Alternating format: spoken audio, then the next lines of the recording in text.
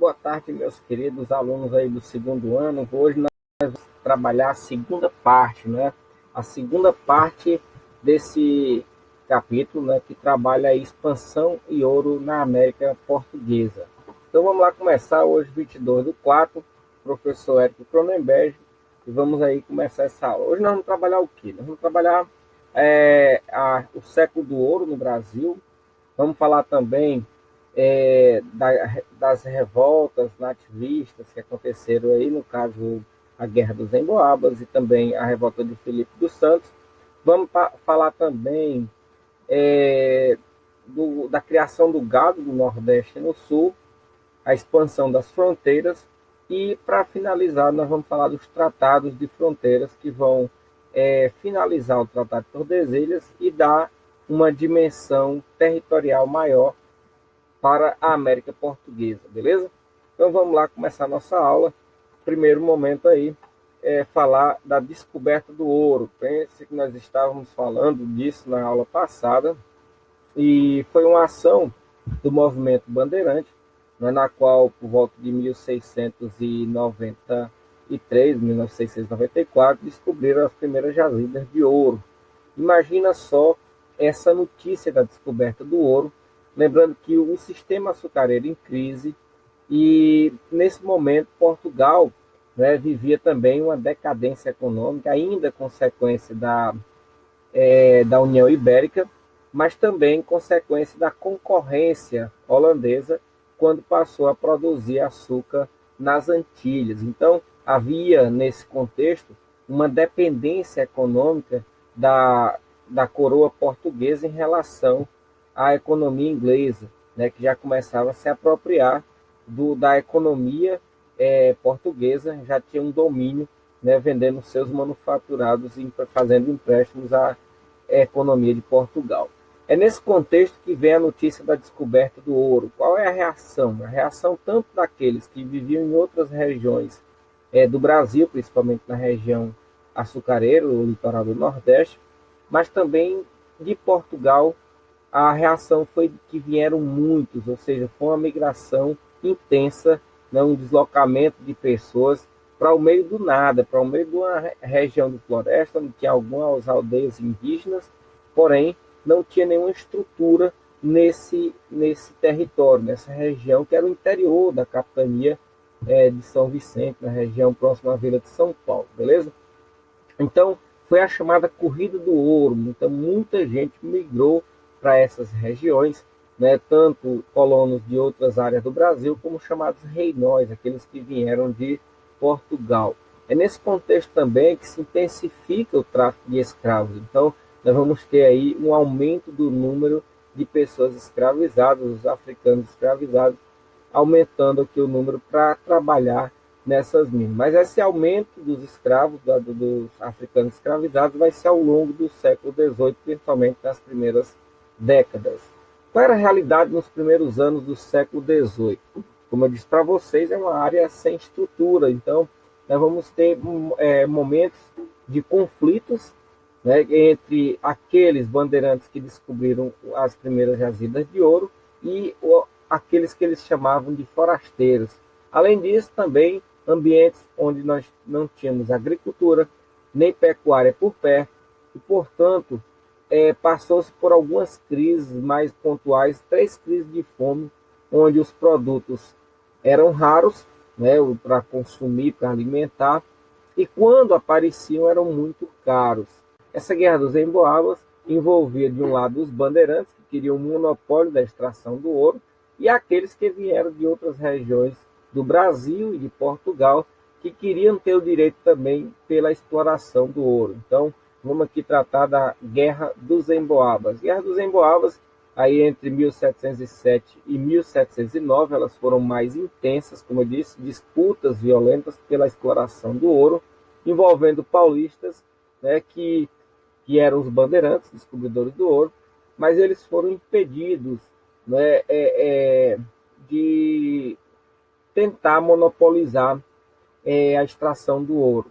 Quem impediu? Primeiro, a resistência desses forasteiros, mas também a intervenção da coroa portuguesa. Então, o que os paulistas queriam? Os paulistas queriam o monopólio da região só para eles, sem apoio da coroa. Portugal não tinha interesse de estar restringindo a extração do ouro. Naquele momento, Portugal queria quanto mais pessoas extraíssem o ouro, melhor, porque maior seria a arrecadação através dos impostos para Portugal. E após esses conflitos, muitos paulistas até abandonaram a região ali onde hoje é Minas Gerais e acabaram buscando explorar outros territórios e acabaram encontrando ouro, né, por volta de 1719, na região de Cuiabá, onde hoje é Cuiabá, e 1725, na região de Goiás. Os emboabas, entre eles, nós tínhamos um líder, Manuel Nunes Viana. Eles vão apelar às armas, né? É claro que os bandeirantes paulistas também atuaram com armas de fogo, e um dos momentos mais marcantes e simbólicos dessa guerra dos emboabas, onde centenas de paulistas foram assassinados, é o chamado Capão da Traição.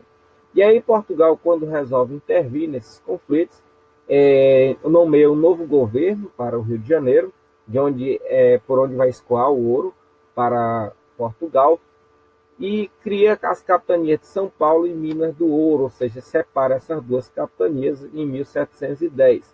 E incentiva também a criação de novos povoados. Beleza? Então, são as medidas de Portugal para conter esses conflitos.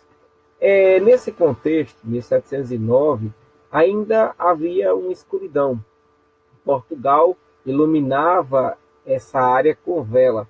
O que eu quero dizer com isso? Quero dizer que Portugal não tinha noção, mesmo em 1709, mais de 10 anos da descoberta do ouro, Portugal não tinha ainda noção da quantidade de ouro que existia nesse local.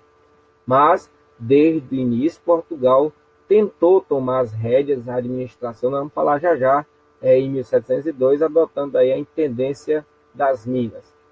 A partir de 1720, nós vamos ter algumas melhoras em relação à estrutura e também os fornecedores de alimentos, de vestimentos e de ferramentas, ou seja, vão estar mais próximos, os custos vão reduzir, mas vão se manter muito caros. Normalmente, nessas regiões de mineração, costuma-se ter uma inflação por conta da grande circulação de riqueza e os produtos costumam não ser tão baratos. Não vão ser tão caros como no início, mas não vão ser tão baratos ainda.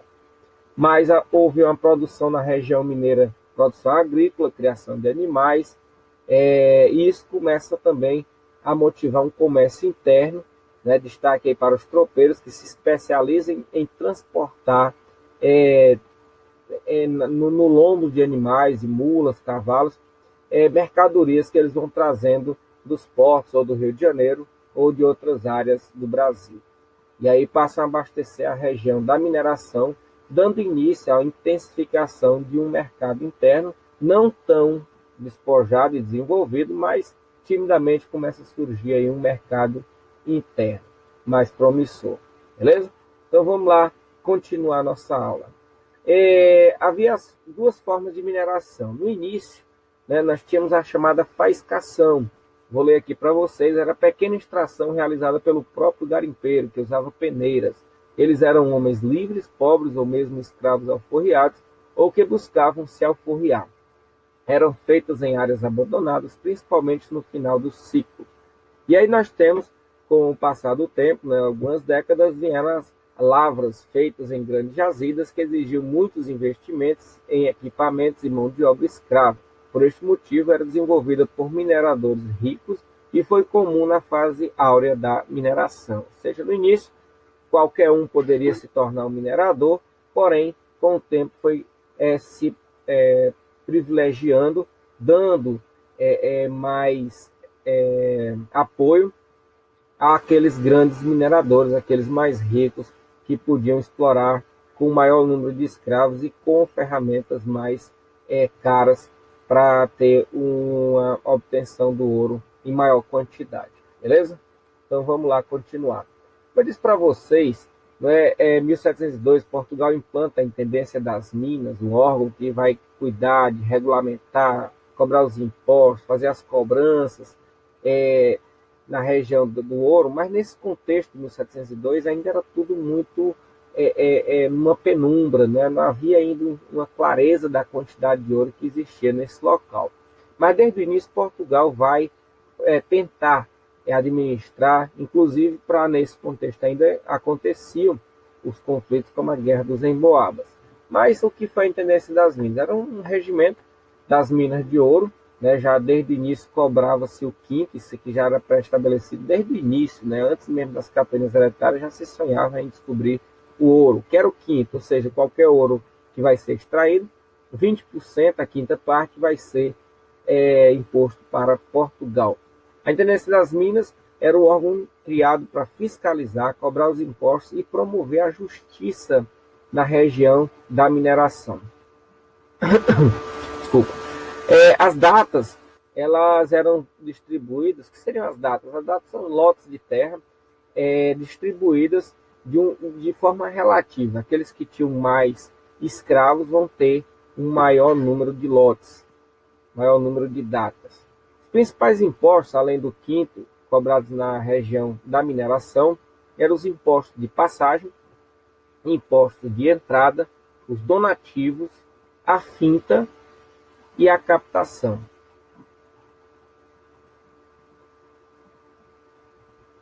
Só por curiosidade, os donativos eram o seguinte: se Portugal precisasse gastar mais por algum evento ou algum prejuízo que tomou, e, por exemplo, um terremoto que teve em Portugal aí na segunda metade do século XVIII, ou seja, cobrava-se o donativo para recuperar esse prejuízo que Portugal tomou. Mas também, numa ocasião tipo o casamento da filha do rei, e aí nesse casamento vai ter um investimento para custear a festa, cobra-se o donativo, ou seja, a mineração que acontecia no Brasil colonial custeava gastos extras de Portugal. No caso, a captação era o imposto por escravo, né, que cada minerador tinha uma quantidade de escravos, ele pagava também por cabeça de escravos que estivesse trabalhando na mineração. E em 1719, diante de de tantas fraudes, né, de tanto contrabando, sonegação de impostos, Portugal então resolve impedir a circulação de ouro em pó, ouro em pepita, até porque dificultava assim a cobrança do quinto, e Portugal estabelece a criação das casas de fundição. O que seriam as casas de fundição? Passaria a se derreter todo o ouro encontrado e transformado em barra. Essa barra ela sofreria a cobrança do quinto, ou seja, a quinta parte dela seria cobrada para Portugal, e essa barra de ouro seria selada, né? Então, assim, era uma maneira que Portugal estava arrumando para reduzir o contrabando e a sonegação dos impostos. Mas qual foi a reação local em função da abertura das casas de fundição? Uma das primeiras reações foi o contrabando, né, que era diversificado, feito aos poucos, porque assim não acontecia nesse contrabando na região da mineração grandes lotes, grandes quantidades de quilos, toneladas, não. O contrabando era trabalho de formiguinha, era escondido dentro do queijo, dentro da lata do leite, dentro do cabelo do escravo, entre os dedos, pedia seu escravo para engolir, pedia-se não, forçava o escravo para engolir, passar da região, dos limites da região da mineração, e aí depois esperava-se o escravo expelir essa quantidade de ouro. Então, assim era o contrabando no Brasil colonial, no século XVIII, século do ouro. Então, as casas de fundição, onde o ouro seria fundido e quintado, era para tentar evitar ou para reduzir esse contrabando, essa sonegação. Mas a reação maior em relação às casas de fundição foi a revolta do tropeiro e minerador Filipe dos Santos, ou também chamada revolta de Vila Rica. Os motivos foram os altos impostos, essa carga tributária excessiva, e também o alto preço dos alimentos. Como eu disse, houve uma redução, porém continuou muito caro o preço desses alimentos. Os líderes foram Filipe dos Santos, tropeiro, e Pascoal da Silva, minerador. Uma das principais causas era a abertura das casas de fundição. Eles queriam impedir que as casas de fundição viessem a funcionar, Mas a reação de Portugal foi muito violenta e os líderes foram presos e executados. Então, Portugal também tomou uma outra medida, que foi separar a região de São Paulo, criando a capitania das Minas Gerais, né, em 1720. Ok? Então vamos lá continuar nossa aula. E aí vamos falar também da descoberta e controle do diamante, né? Aconteceu a descoberta aí por acaso por volta de 1725 no Arraial do Tejuco. Em 1729, Portugal já determina, decreta que esse território vai ser propriedade real. Entre 1729 e 1734, foi intensa a extração de diamantes na região, né, liberados para pessoas brancas que tinham condições financeiras para estabelecer a exploração, a extração do diamante, mas foi tão intenso que provocou, né, nessa região a criação do distrito diamantino, né, onde Portugal cria um órgão semelhante à Intendência das Minas, a chamada Intendência dos Diamantes, que cuidaria da administração e a fiscalização nessa região. Mas como eu disse para vocês, foi intensa a quantidade também de diamantes que chegou na Europa, provocando aí uma inflação, ou seja, uma desvalorização do diamante. E aí Portugal tomou uma medida, né, entre 1734 e 1739, que foi fechar o distrito diamantino, ou seja, está muito barato o diamante, pô, vamos fechar para ver se valoriza. Foi reaberto em 1739 e até 1771 a responsabilidade para gerenciar a região do diamante foi dada na mão dos contratadores. Um dos mais famosos foi João Fernandes, que chegou a casar e alforriar uma escrava, né, no caso ela muito conhecida, Chica da Silva, né, com quem teve filhos, passou a pertencer à elite da região mineradora, porém foi muito rejeitada por ser negra, mas ela se inseriu dessa forma na sociedade, na elite da sociedade mineradora. No caso, em 1771, Portugal, né, desconfiando do enriquecimento extraordinário de alguns contratadores, Portugal retoma o controle, né, criando a chamada Real Extração dos Diamantes, uma companhia da coroa portuguesa que passaria diretamente a administrar a região dos diamantes. Além da extração do ouro, do diamante, nessas áreas aconteciam outras atividades econômicas, como a pecuária, gêneros agrícolas, mandioca, milho, feijão, arroz, algodão e tabaco eram produzidos ali em áreas vizinhas à região da mineração. Aqui nós temos, né, a área onde foram descobertas as primeiras jazidas de ouro. Aqui a região do diamante, né, o Arraial do Tejuco. E aqui são áreas onde os bandeirantes, após a derrota na Guerra dos Emboabas, eles migraram, continuaram explorando o interior da América Portuguesa e acabaram encontrando aqui, olha, nessa região, onde hoje é Cuiabá, por volta de 1719, e ouro também nessa região, onde hoje é Goiás, Vila Boa, por volta de 1725, beleza? Vamos lá continuar.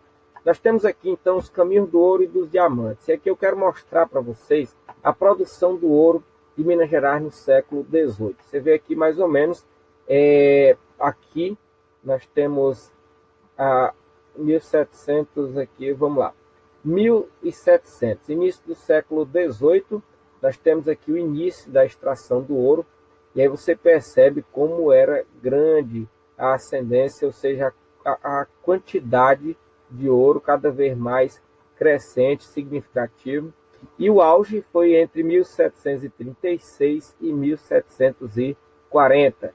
Então, a partir daqui, a gente vai perceber um esgotamento cada vez mais intenso em relação à quantidade de ouro extraído, beleza?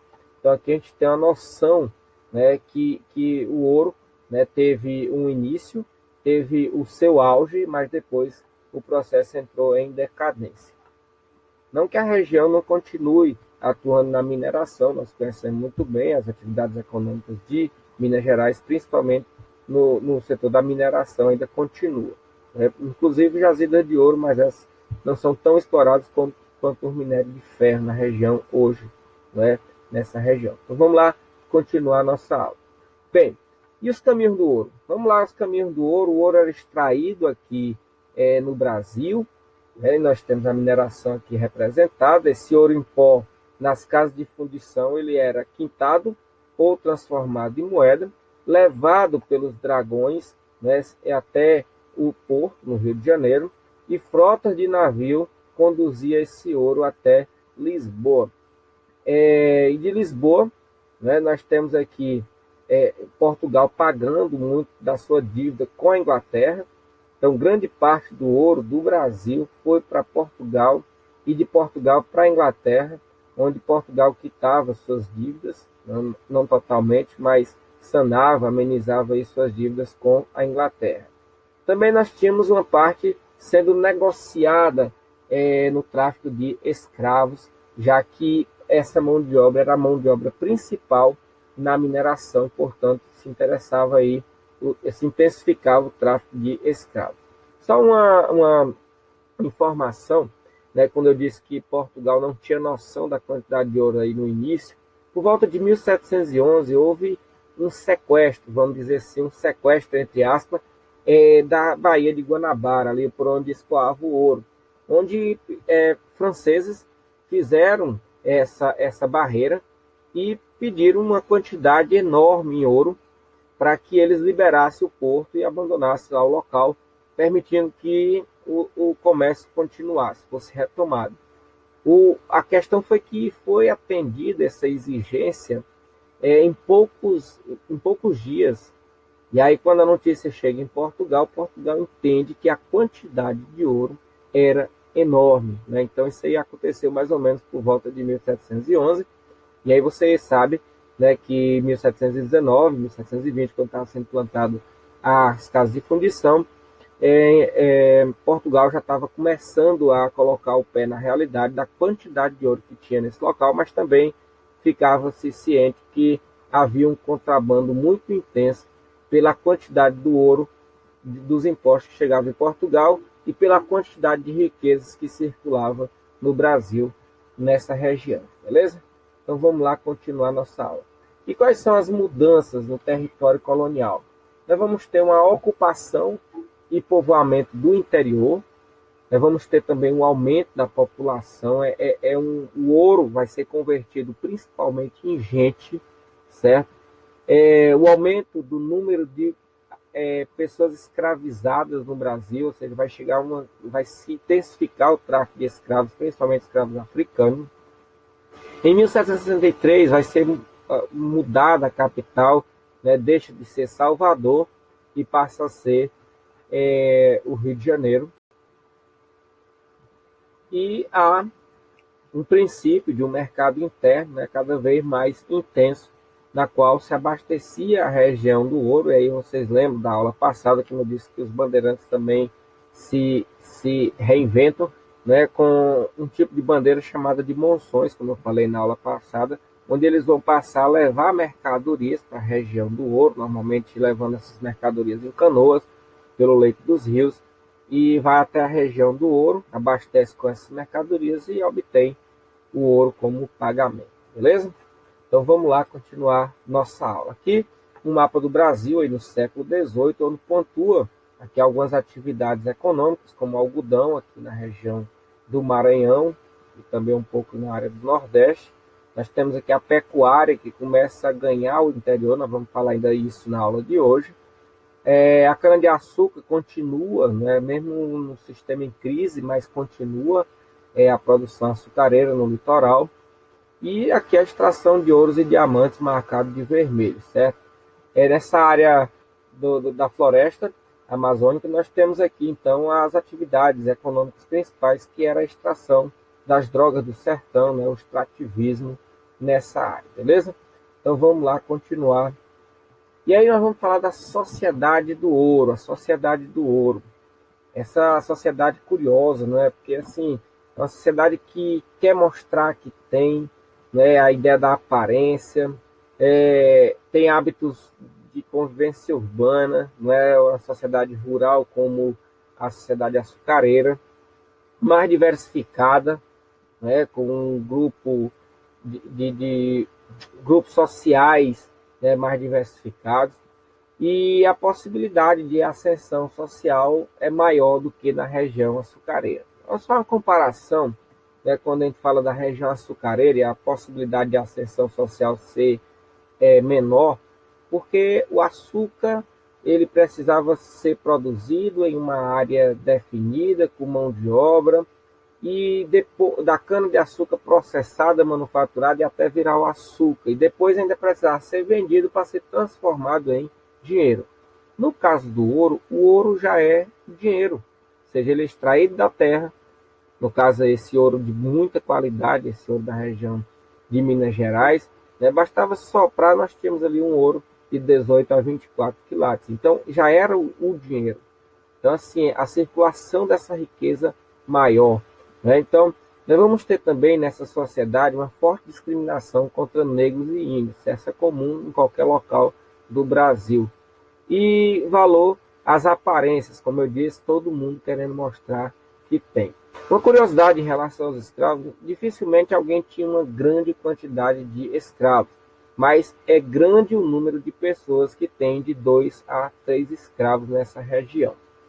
Entre 1770, por volta de 1776, nós já tínhamos aproximadamente 320 mil habitantes no Brasil.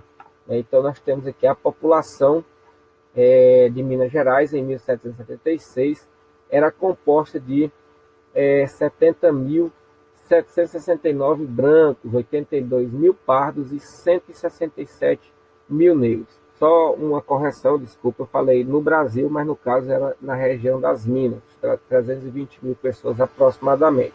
Agora, curioso é perceber a quantidade, ou seja, nós tínhamos aí 78% da população de Minas Gerais era formada de negros e mestiços, e eles eram quase todos muito pobres. Hoje sabe-se que foram poucos os ricos no solo mais rico da América no século XVIII.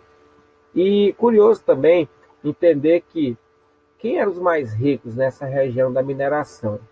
A gente costuma, né, pensar que eram aqueles que praticavam a mineração, os mineradores, os grandes mineradores. Mas quem mais enriqueceu nessa atividade aurífera foram os comerciantes, aqueles que abasteciam com mercadorias essa região e também os traficantes de escravos. Então vamos lá, os grupos sociais da mineração, da região, da sociedade do ouro, né?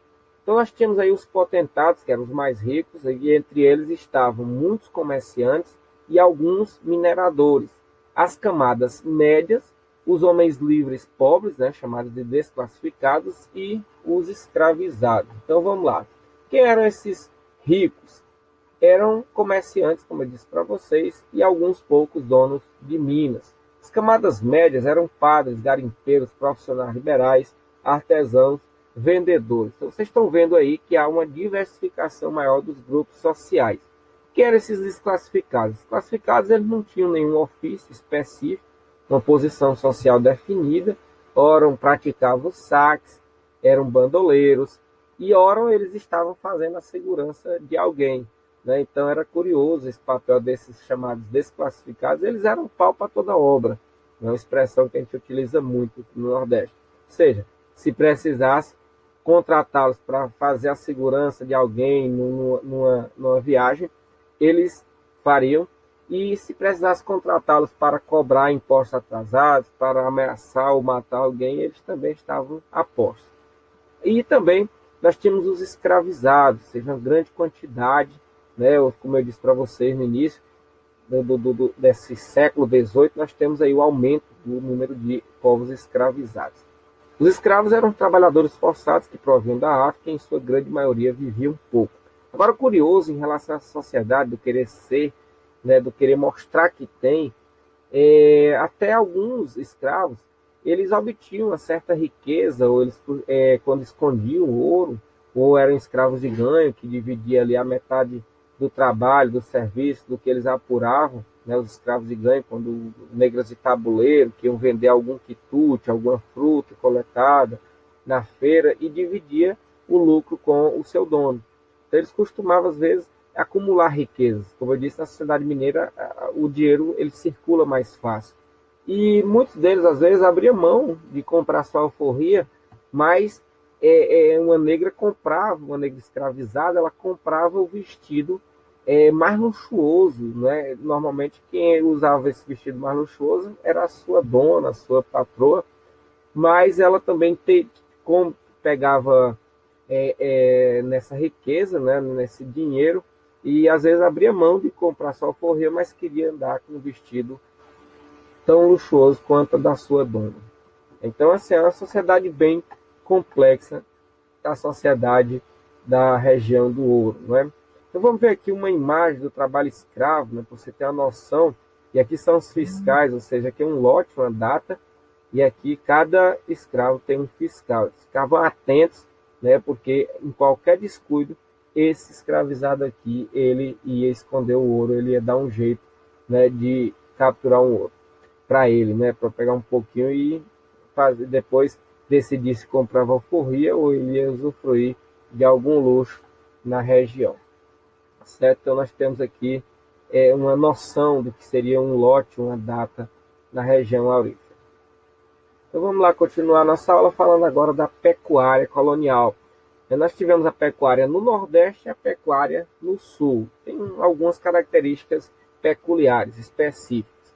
No início, o gado era criado bem próximo à produção açucareira, né? Mas com o advento, né, da crise do sistema açucareiro, Portugal estabeleceu um afastamento, né, através de um alvará em 1701 que proibiu a criação de gado ali no litoral próximo à região açucareira. A intenção de Portugal era driblar a crise do açúcar, expandindo a área produtora de açúcar, mas afastando o gado para o interior. E essa criação do gado sempre foi muito importante, era uma segunda economia depois do açúcar, até porque era um complemento à economia do açúcar em relação à alimentação, em relação a transporte e força motriz para girar a moeda, beleza? Bem, mas qual era a vantagem do gado ser criado aí no sertão? Primeiro, não precisava, no deslocamento do gado de uma região para outra, não precisava de nenhum meio de transporte, era feito com o gado vivo, né? O gado sendo caminhando, ninguém precisava transportar esse gado. Outra vantagem é que o gado sobrevivia em regiões áridas, regiões secas, com pouca chuva, mas o gado sobrevivia nas pastagens, comendo aquela pastagem. Também se exigia na atividade da pecuária uma mão de obra reduzida, né? E aí surge uma figura, né, de mão de obra livre, né, com possibilidade de ascensão socioeconômica, já que o vaqueiro ele era pago, né, ele recebia seu soldo ali em cabeças de gado, ou seja, do rebanho que ele criava, a 4 cabeças de gado que nasciam, não era dele, então ele era em potencial um futuro também fazendeiro.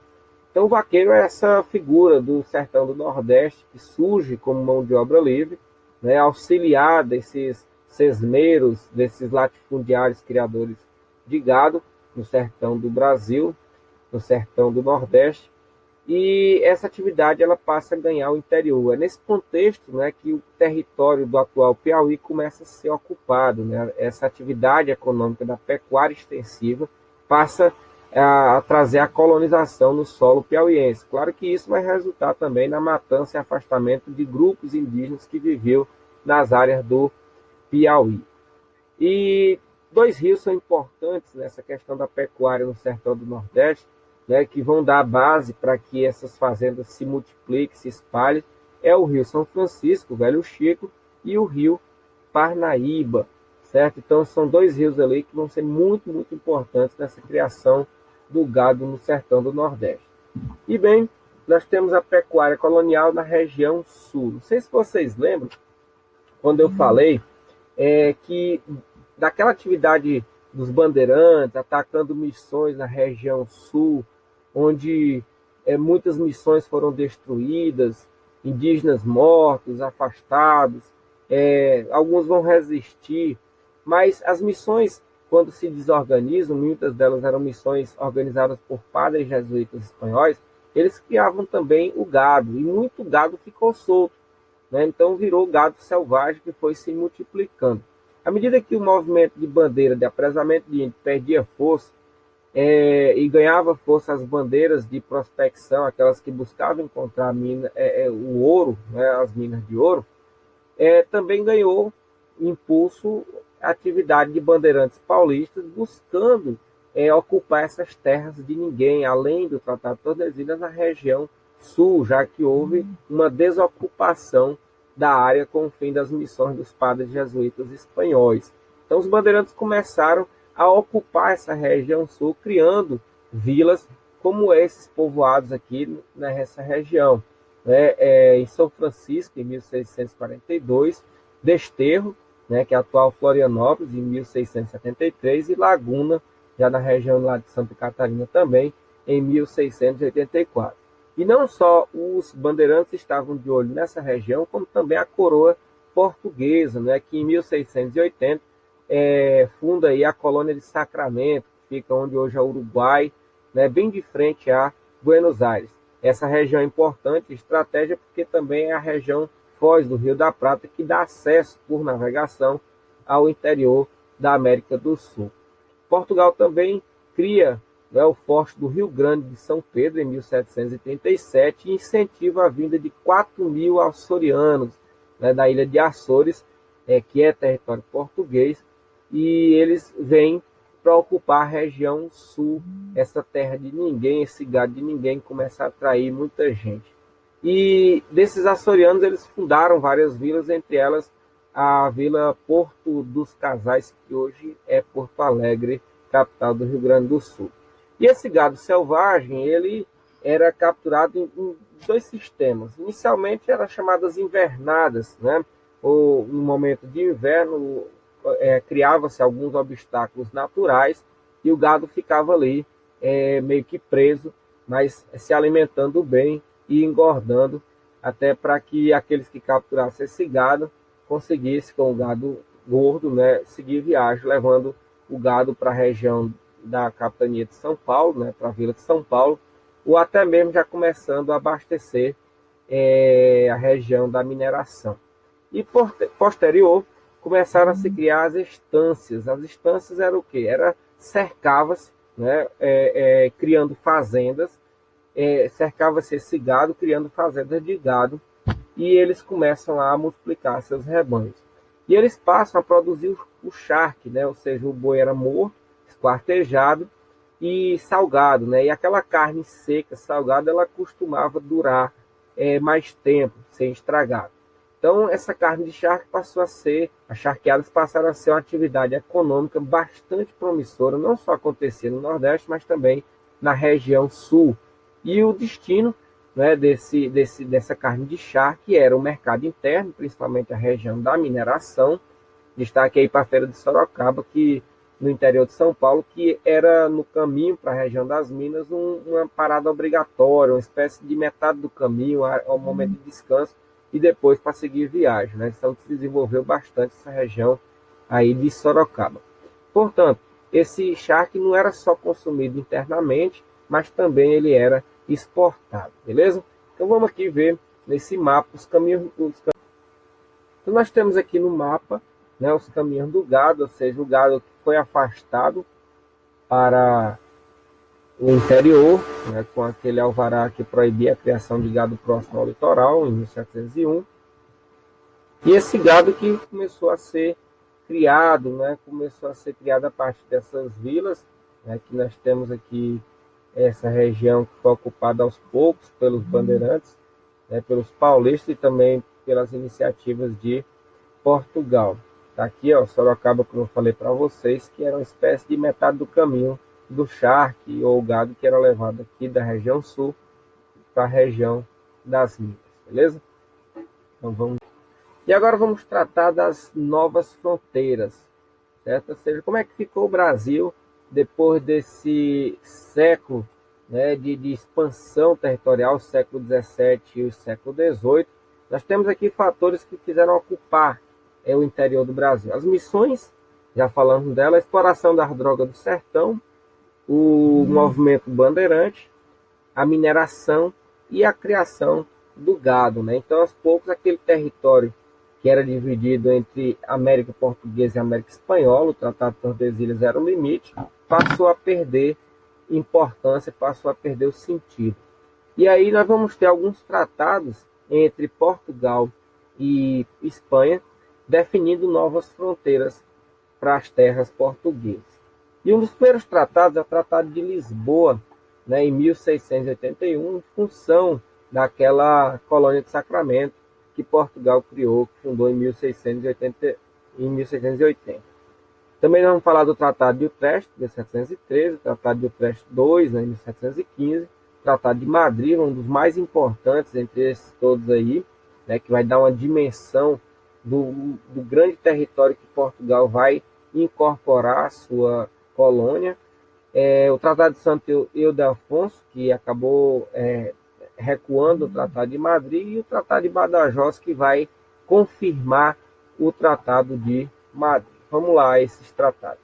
Pois bem, o Tratado de Lisboa, né, foi em função da colônia de Sacramento, que foi fundada por Portugal, mas que a Espanha invadiu, né? Então, o que era o Tratado de Lisboa? Era para que a Espanha devolvesse a colônia de Sacramento para Portugal, e isso aconteceu em 1683. Como eu disse para você, está aqui, ó, a colônia de Sacramento, bem de frente para Buenos Aires, né? Ou seja, um local estratégico, porque é a região da foz do Rio da Prata, né, que dá acesso aí ao interior da América do Sul.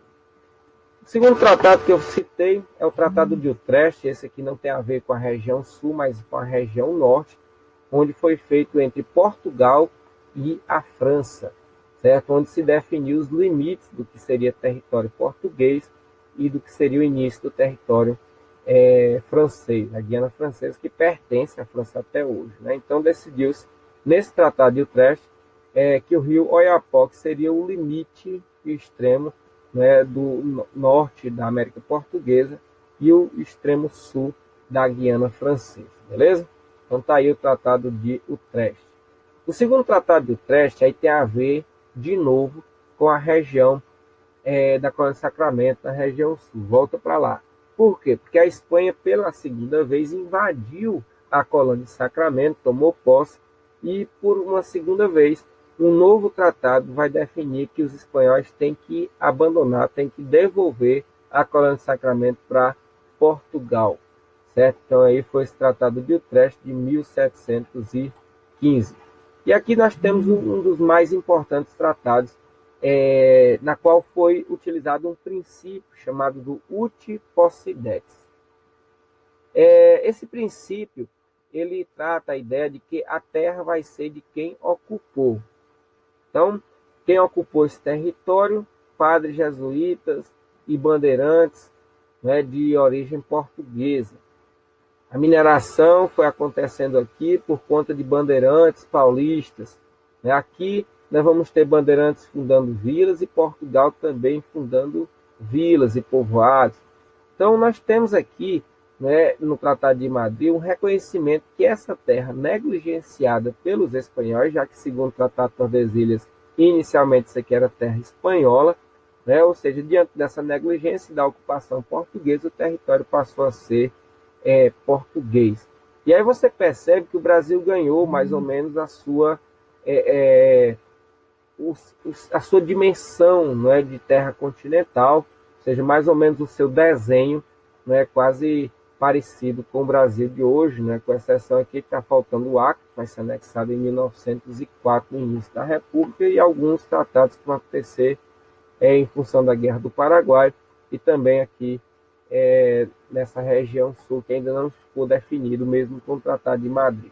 Então, nós temos no Tratado de Madrid a Espanha, né, ficou com a maior parte da Baixa do Prata, a colônia de Sacramento, né, passou enfim a ser território espanhol, e Portugal ficou com a maior parte da Bacia Amazônica e 7 povos das Missões. Ou seja, por que Portugal ficou com essa região de 7 povos das Missões? Talvez porque para não ficar com terras descontínuas, ou seja, já que definiu que aqui era território português, aqui, 7 povos das Missões, fundada por padres jesuítas espanhóis, e a colônia de Sacramento, fundada por Portugal. Eles fizeram uma troca no Tratado de Madrid. Esse território de 7 povos que era espanhol, fundado por espanhóis, vai ser português. E Colônia de Sacramento, que são terras portuguesas, é uma vila, um povoado português, vai ser passado para a Espanha. Causou-se um problema porque muitos dos indígenas, né, que eram catequizados aqui em Sete Povos das Missões, eles não entenderam, né, a essência do tratado e resistiram, né, porque na concepção indígena a terra dele enquanto ele estiver ocupando. E houve uma certa resistência. Essa resistência é chamada de Guerra Guaranítica, onde os indígenas, guaranis, eles tentaram resistir e permanecer no local.